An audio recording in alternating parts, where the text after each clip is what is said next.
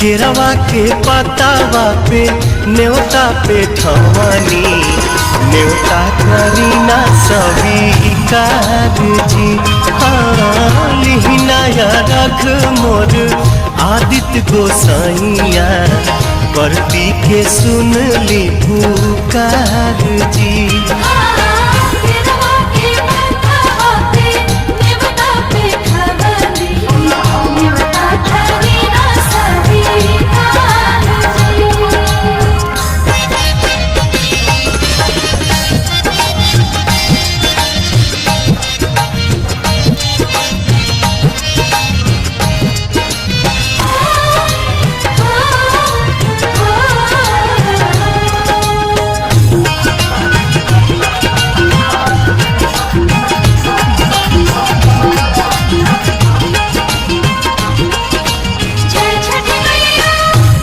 हम आराध दुनो बेरा आदित्य तोहे साझिया फजीरे।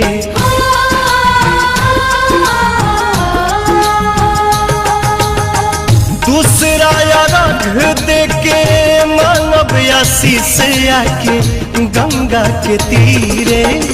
दिन के सहैया रौवे रोग हराई।